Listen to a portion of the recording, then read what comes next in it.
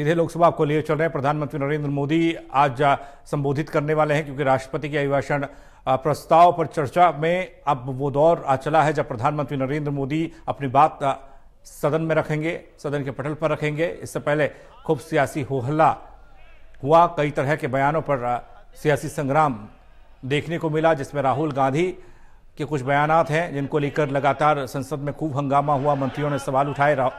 इस वक्त जो तस्वीर आप देख रहे हैं लोकसभा की, प्रधानमंत्री नरेंद्र मोदी पहुंचे हैं। मैं राष्ट्रपति जी के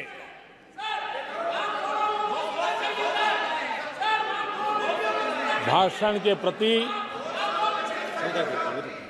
आभार व्यक्त करने के लिए उपस्थित हुआ हूं। आदरणीय सभापति जी, हमारे आदरणीय राष्ट्रपति जी ने विकसित भारत के संकल्प को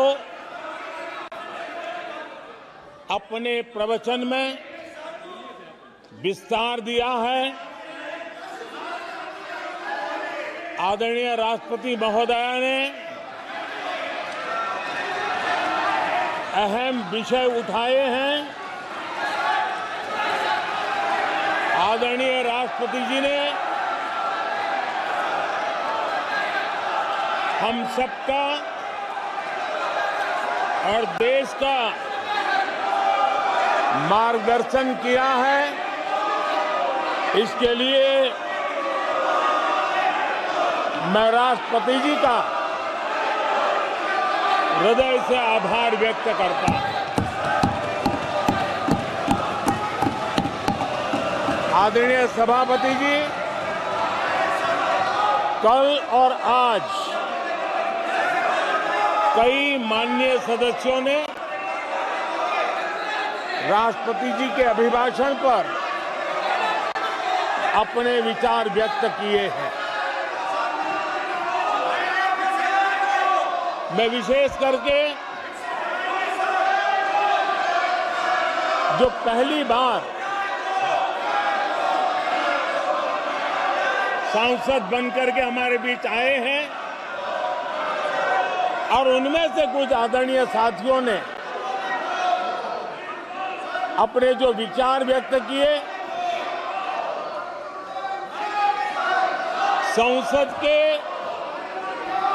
सभी नियमों का पालन करते हुए किए। उनका व्यवहार ऐसा था जैसे एक अनुभवी सांसद का होता है और इसलिए प्रथम बार आने के बावजूद भी उन्होंने सदन की गरिमा को बढ़ाया है और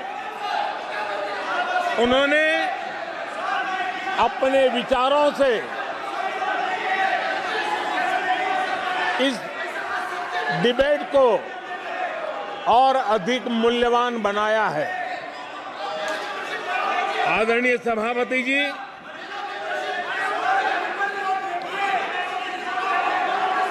देश ने एक सफल चुनाव अभियान को पार करते हुए विश्व को दिखा दिया है कि ये दुनिया का सबसे बड़ा चुनाव अभियान था। देश की जनता ने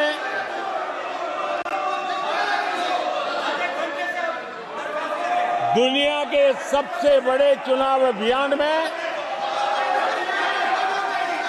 जनता ने हमें चुना है और आदरणीय सभापति जी,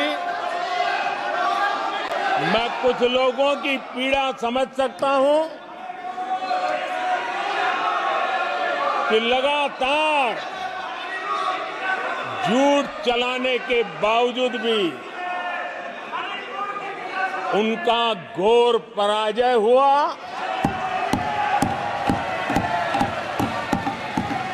और लोकतंत्र के माननीय प्रतिपक्ष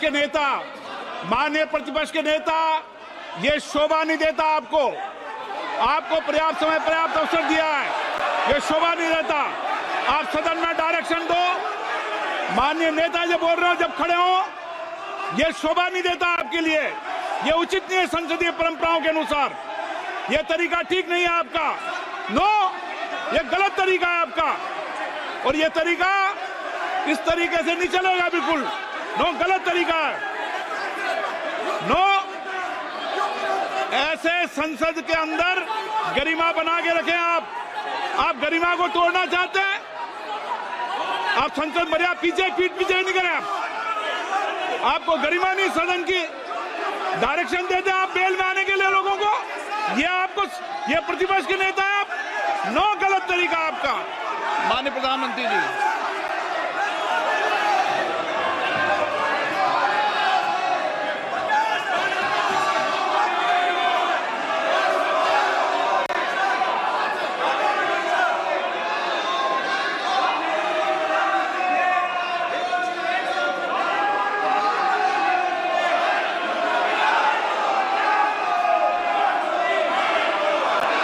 आदरणीय सभापति जी, एक विश्व का सबसे बड़ा चुनाव अभियान, और उसमें भारत की जनता ने हमें तीसरी बार देश की सेवा करने का मौका दिया है। ये अपने आप में लोकतांत्रिक विश्व के लिए बहुत ही महत्वपूर्ण घटना है, बहुत ही गौरवपूर्ण घटना है। आदरणीय सभापति जी, हमें हर कसौटी पर कसने के बाद देश की जनता ने ये जनादेश दिया है।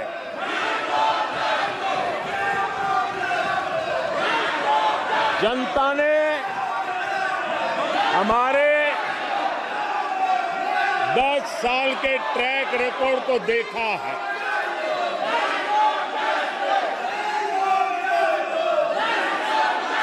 जनता ने देखा है कि गरीबों के कल्याण के लिए हमने जिस समर्पण भाव से जन सेवा ही प्रभु सेवा इस मंत्र को चरितार्थ करते हुए हमने जो कार्य किया है,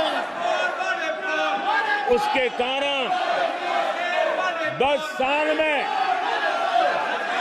25 करोड़ गरीब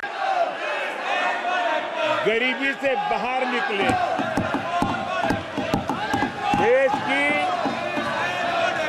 आजादी के कालखंड में इतने कम समय में इतने लोगों को गरीबी से बाहर निकालने का ये सफल प्रयास इस चुनाव में हमारे लिए आशीर्वाद का कारण बना है।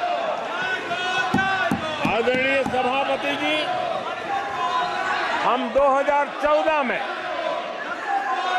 जब पहली बार जीत करके आए थे, तो चुनाव के अभियान में भी हमने कहा था कि हमारा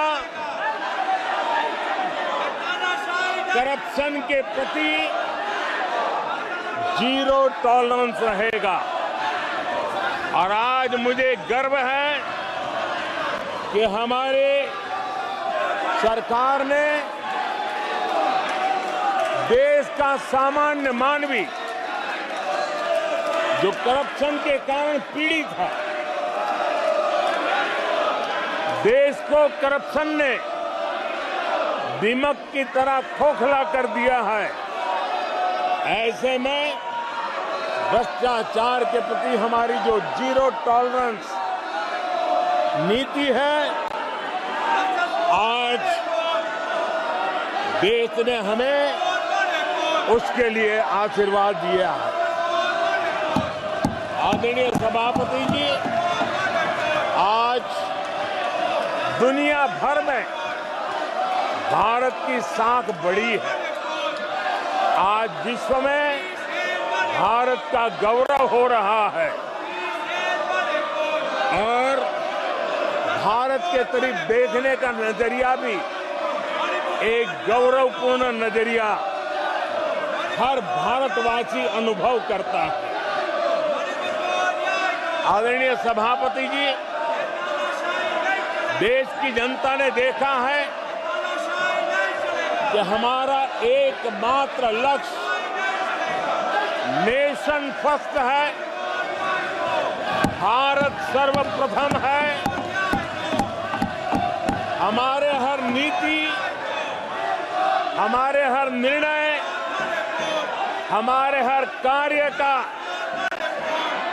एक ही तराजू रहा है कि भारत प्रथम, और भारत की इस प्रथम की भावना के साथ देश में जो आवश्यक रिफॉर्म थे, उस रिफॉर्म को भी हमने लगातार जारी रखा है। 10 वर्ष में हमारी सरकार सबका साथ, सबका विकास, इस मंत्र को लेकर के लगातार देश के सभी लोगों का कल्याण करने का प्रयास करती रही है। आदरणीय सभापति जी, हम उस सिद्धांतों को समर्पित है जिसमें भारत के संविधान के स्पिरिट के अनुसार सर्वपंथ संभाव, उस विचार को सर्वोपरि रखते हुए हमने देश की सेवा करने का प्रयास किया। आदरणीय सभापति जी, इस देश ने लंबे अरसे तक तुष्टीकरण की राजनीति भी देखी। इस देश ने लंबे अरसे तक तुष्टीकरण का, गवर्नेंस का मॉडल भी देखा। देश ने पहली बार सेक्युलरिज्म का एक पूरा हमने जो प्रयास किया, और वो हमने तुष्टीकरण नहीं, संतुष्टीकरण और संतुष्टीकरण के विचार को लेकर के हम चले हैं। और जब हम संतुष्टीकरण की बात करते हैं तो इसका मतलब है कि हर योजना का सैचुरेशन, गवर्नेंस की आखिरी व्यक्ति तक पहुंचने की हमारी जो संकल्पना है, इसको परिपूर्ण करना। और जब हम सैचुरेशन के सिद्धांत को लेकर चलते हैं, तब सैचुरेशन सच्चे अर्थ में सामाजिक न्याय होता है। सैचुरेशन सच्चे अर्थ में सेक्युलरिज्म होता है, और उसी को देश की जनता ने हमें तीसरी बार बिठा करके मोहर लगा दी है।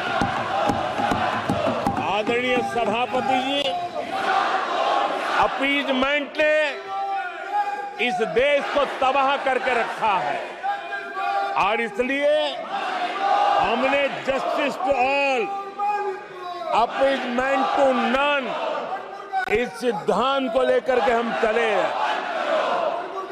आदरणीय सभापति जी, 10 साल के हमारे कार्य को देखने परखने के बाद भारत की जनता ने हमारा समर्थन किया है। आदरणीय सभापति जी, हमें फिर एक बार 140 करोड़ देशवासियों की सेवा करने का मौका मिला है। आदरणीय सभापति जी, इस चुनाव ने इस बात को सिद्ध किया है कि भारत की जनता कितनी परिपक्व है, भारत की जनता कितने विवेकपूर्ण रूप से और कितने उच्च आदर्शों को लेकर के अपने विवेक का सद्बुद्धि से उपयोग करती है।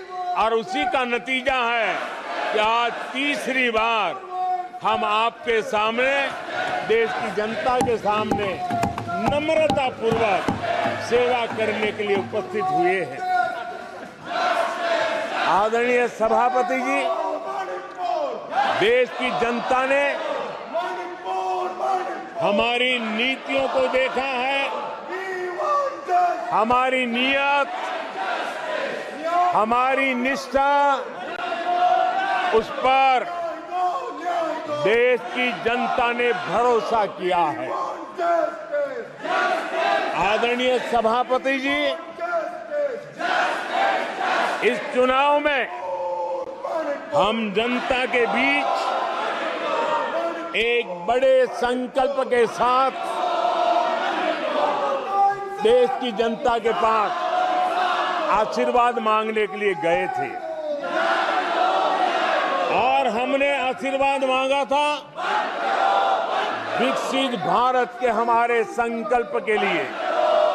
हमने विकसित भारत के निर्माण के लिए एक प्रतिबद्धता के साथ, एक शुभ निष्ठा के साथ जन सामान्य का कल्याण करने के इरादे से हम गए थे।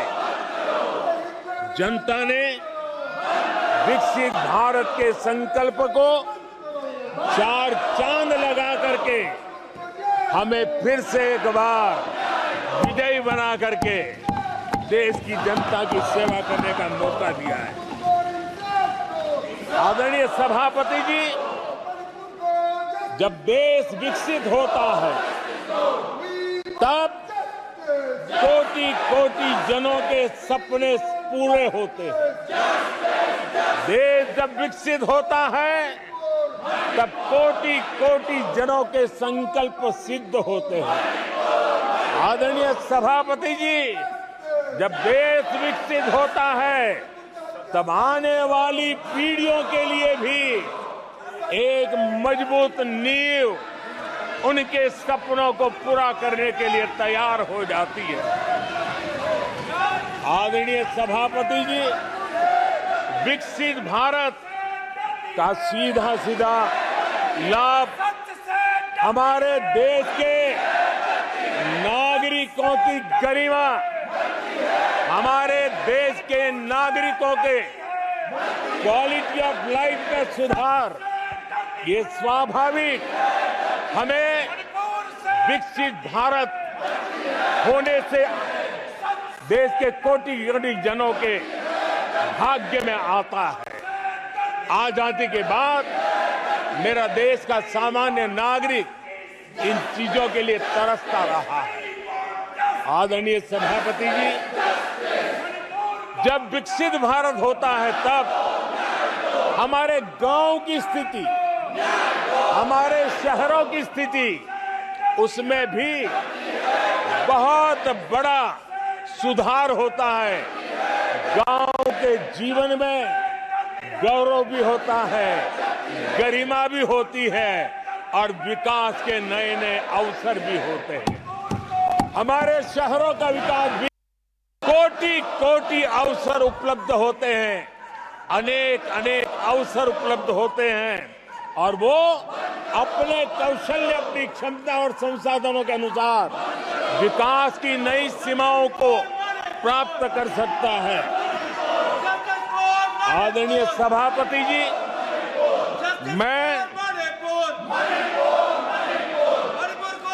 आदरणीय सभापति जी,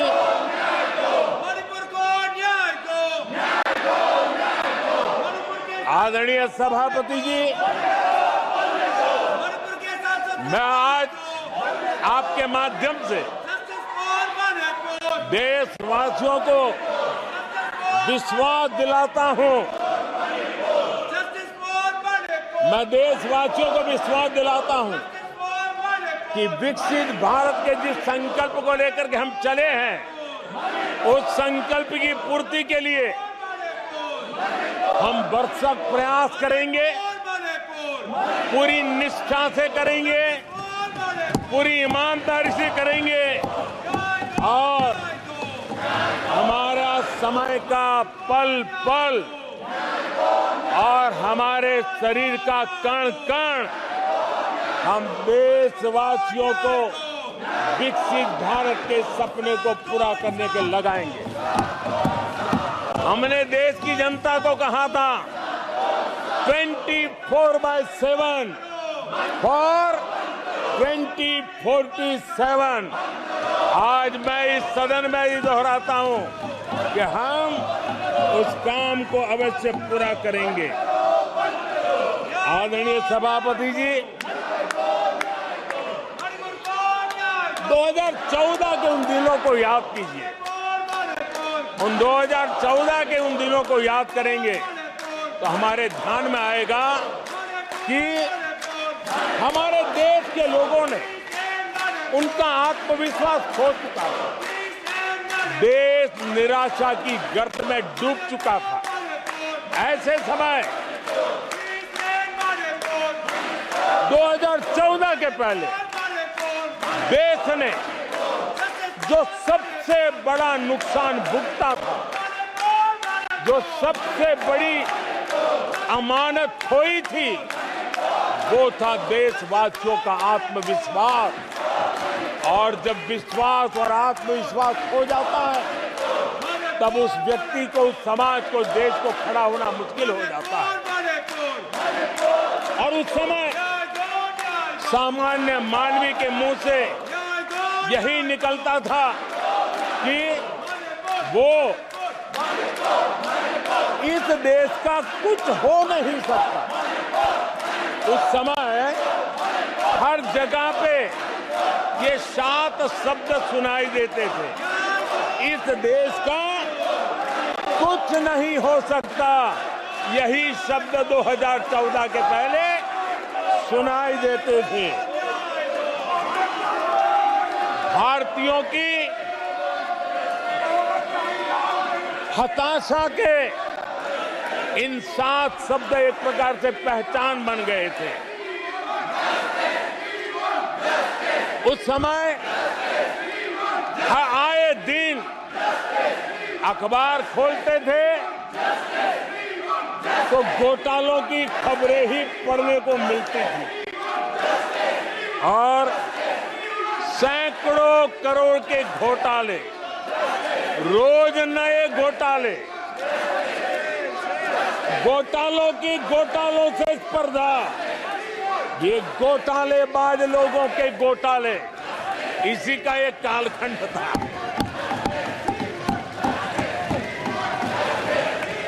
और बेशर्मी के साथ सार्वजनिक रूप से स्वीकार भी कर लिया जाता था कि दिल्ली से 1 रुपया निकलता है तो 15 पैसा पहुंचता है। 1 रुपये में 85 पैसे का घोटाला। इस घोटालों की दुनिया ने देश को निराशा की गर्त में डुबो दिया था। पॉलिसी पैरालिसिस था, फ्रेजाइल 5 में पहुंच चुके थे। भाई भतीजावाद इतना फैला हुआ था कि जिसके लिए सामान्य नौजवान तो आशा छोड़ चुका था कि अगर कोई सिफारिश करने वाला नहीं है तो जिंदगी अटक जाएगी। ये स्थिति पैदा हुई थी। गरीब को घर लेना हो, हजारों रुपये की रिश्वत देनी पड़ती थी। आदरणीय सभापति जी, अरे गैस के कनेक्शन के लिए मेंबर पार्लियामेंट के यहाँ, सांसदों के यहाँ अच्छों को चक्कर काटने पड़ते थे और वो भी बिना कट के लिए गैस के कनेक्शन नहीं मिलते थे। आदरणीय सभापति जी, मुफ्त राशन भी पता नहीं कब बाजार में दुकान पर बोर्ड लटक जाए, हक का राशन नहीं मिलता था, उसके लिए भी रिश्वत देनी पड़ती थी। और हमारे ज्यादातर भारतीय भाई बहन इतने निराश हो चुके थे कि वो अपने भाग्य को दोष दे करके, अपने नसीब को दोष दे करके जिंदगी काटने के लिए मजबूर हो जाते थे। आदरणीय सभापति जी, वो एक वक्त था 2014 के पहले, जब वो 7 शब्द हिंदुस्तान के जनमन में स्थिर हो चुके थे। निराशा की गर्त में डूबा हुआ समाज था। तब देश की जनता ने हमें सेवा करने के लिए चुना और वो पल देश के परिवर्तित युग का प्रारंभ हो चुका था।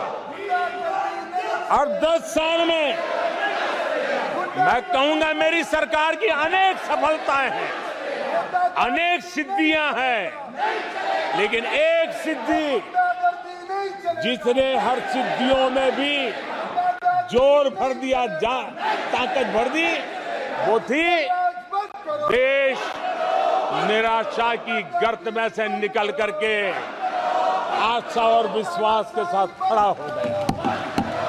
देश में आत्मविश्वास बुलंदी पर पहुंचा और उसके कारण वो सब वक्त का जो शब्द थे देश की युवा पीढ़ी की डिक्शनरी से निकलने लगे। धीरे धीरे देश के मन में स्थिर हो गया।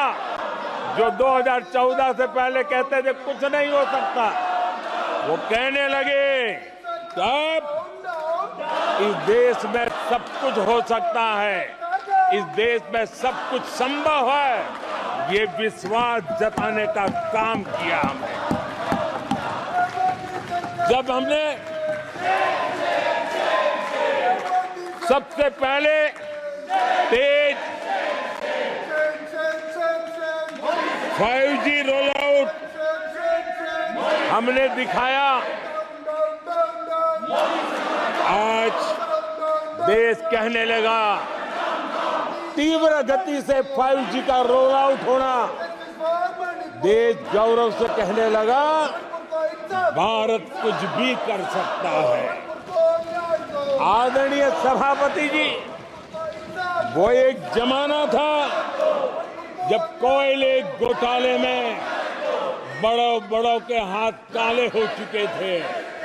आज कोयले का सर्वाधिक उत्पाद, सर्वाधिक प्रोडक्शन, आज कोल प्रोडक्शन के विक्रम हुए हैं और इसी के कारण देश अब कहने लगा है अब भारत कुछ भी कर सकता है। आदरणीय सभापति जी, वो एक समय था 2014 के पहले जब फोन बैंकिंग करके बड़े बड़े बैंक घोटाले किए जा रहे थे।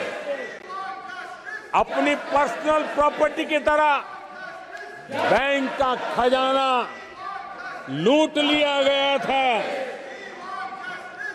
आदरणीय सभापति जी, 2014 के बाद नीतियों में परिवर्तन, निर्णयों में गति, निष्ठा, प्रामाणिकता की, और उसी का परिणाम है दुनिया की अच्छी बैंकों में आज भारत की बैंकों का स्थान बन गया। आज भारत की बैंक सर्वाधिक मुनाफा करने वाली बैंक बन गई और लोगों की सेवा करने की जगह। आदरणीय सभापति जी, 2014 के पहले वो भी एक वक्त था कि जब आतंकी आकर के जी चाहे वहां, जब चाहे वहां हमला कर सकते थे। 2014 के बाद स्थिति ये बनी कि जब वहां उस समय 14 के पहले निर्दोष लोग मारे जाते थे, हिंदुस्तान के कोने कोने को टारगेट किया जाता था और सरकारें चुपचाप बैठी रहती थी, मुंह तक खोलने को तैयार नहीं थी। आज 2014 के बाद का हिंदुस्तान घर में घुसकर मारता है, सर्जिकल स्ट्राइक करता है, एयर स्ट्राइक करता है, आतंकवाद के आकाओं को भी सबक सिखाने का सामर्थ्य दिखा दिया है।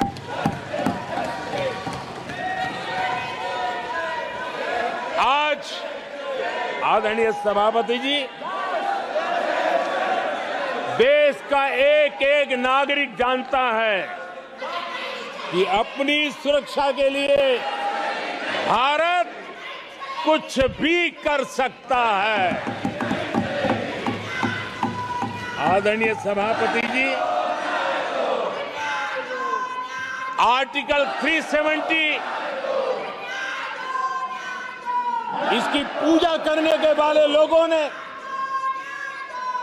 वोट बैंक की राजनीति का हथियार बनाने वालों ने 370 को उसने जम्मू कश्मीर का जो हालात कर दिए थे, वहां के लोगों के अधिकार छीन लिए थे। भारत का संविधान जम्मू की कश्मीर की सीमा में प्रवेश नहीं कर सकता था और यहां संविधान सर पे रख करके नाचने वाले लोग संविधान को जम्मू कश्मीर में लागू करने का हौसला नहीं रखते, बाबा साहब अंबेडकर का अपमान किया करते थे। और 370 का वो जमाना था, सेनाओं पर पत्थर चलते थे और लोग निराशा में डूब करके कहते थे अब तो जम्मू कश्मीर में कोई हो नहीं सकता है।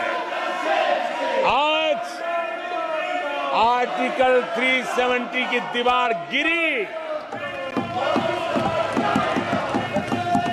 पत्थरबाजी बंद है, लोकतंत्र मजबूत है और लोग बढ़ चढ़ करके भारत के संविधान में भरोसा करते हुए, भारत के तिरंगे झंडे पर भरोसा करते हुए, भारत के लोकतंत्र में भरोसा करते हुए बढ़ चढ़ करके मतदान करने के लिए आगे आ रहे हैं, ये साफ साफ दिखाई देता है। आदरणीय सभापति जी, 140 करोड़ देशवासियों में ये विश्वास पैदा होना,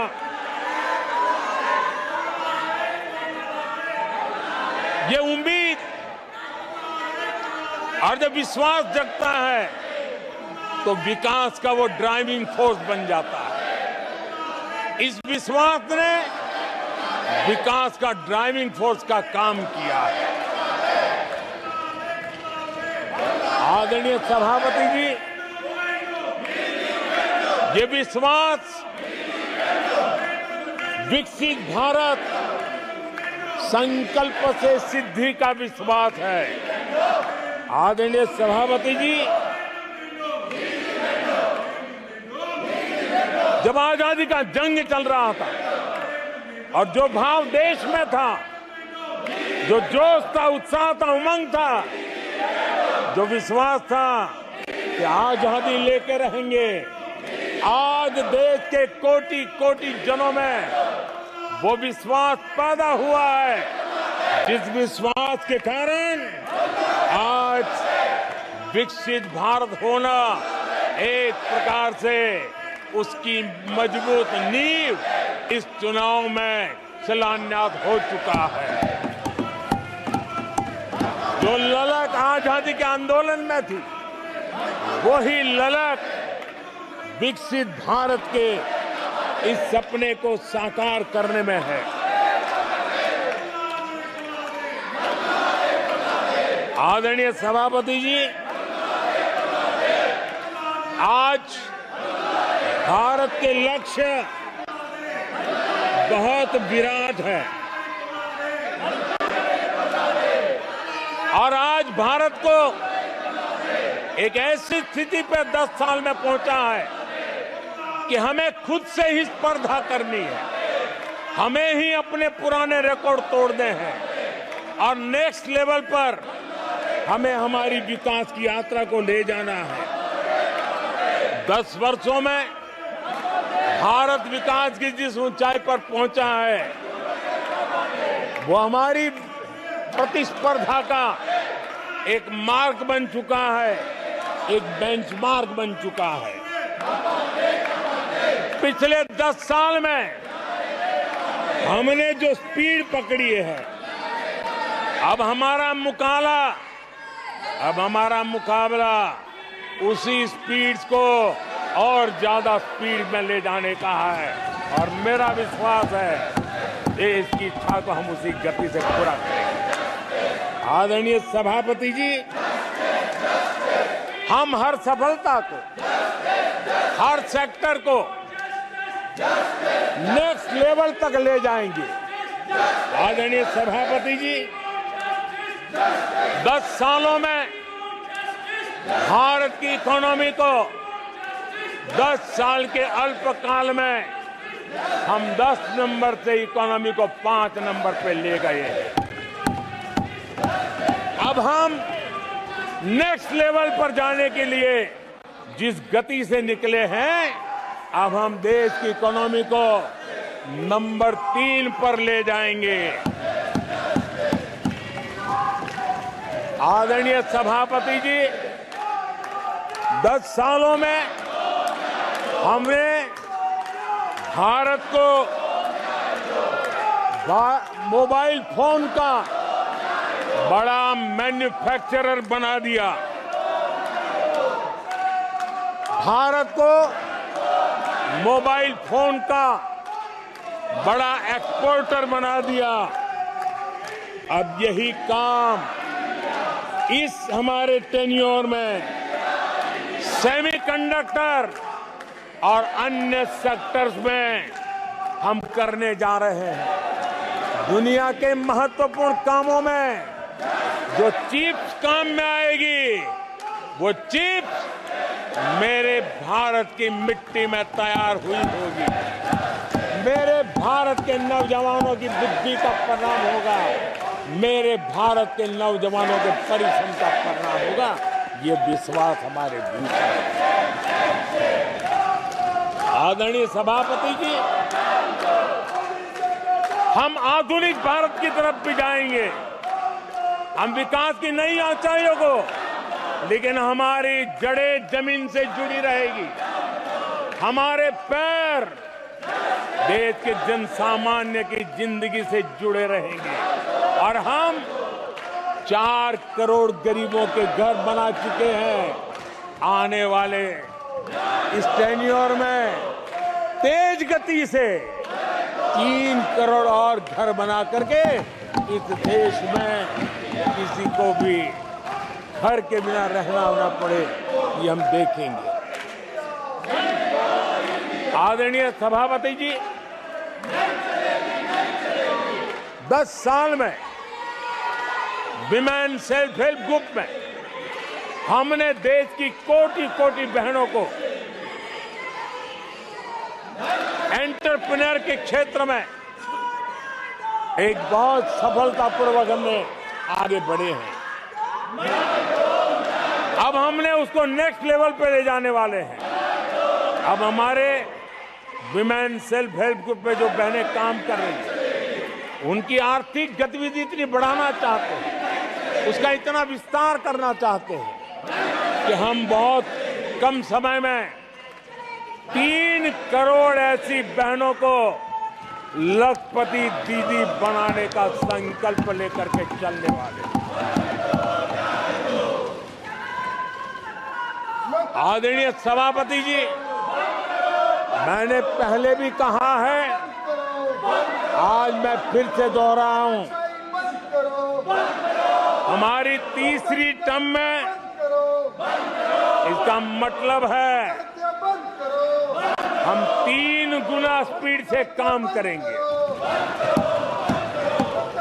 हमारी तीसरी टर्म का मतलब है हम 3 गुना शक्ति लगाएंगे। हमारी तीसरी टर्म का मतलब है हम देशवासियों को 3 गुना परिणाम ला करके देंगे।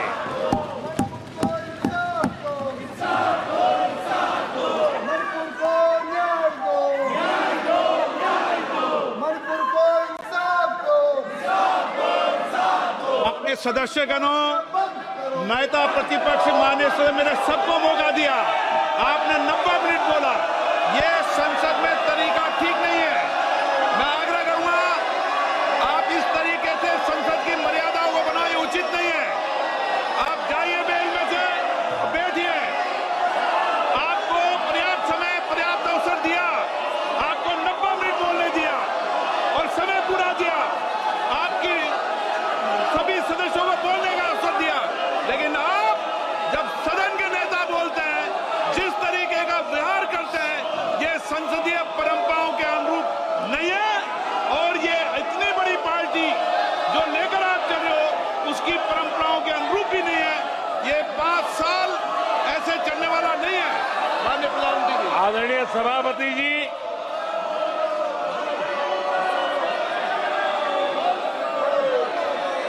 आदरणीय सभापति जी, एनडीए का तीसरी बार सरकार में आना एक ऐतिहासिक घटना है। आजादी के बाद ये सौभाग्य दूसरी बार इस देश में आया है और 60 साल के बाद आया है। इसका मतलब ये सिद्धि पाना कितना कठोर परिश्रम के बाद होता है, कितना अभूतपूर्व विश्वास संपादन होने के बाद होता है। ऐसे ही ये राजनीति के खेल से नहीं होता है, जनता जनार्दन की सेवा से प्राप्त आशीर्वाद से होता है। आदरणीय सभापति जी, जनता ने हमें स्थिरता और निरंतरता, इसके लिए जनादेश दिया। लोकसभा चुनाव के साथ ही आदरणीय सभापति जी, लोगों की नजर से यह चीजें जरा ओझल हो गई। लोकसभा के चुनाव के साथ साथ हमारे देश में 4 राज्यों के बीच चुनाव हुए और आदरणीय सभापति जी, इन चारों ही राज्यों में एनडीए ने अभूतपूर्व सफलता प्राप्त की है।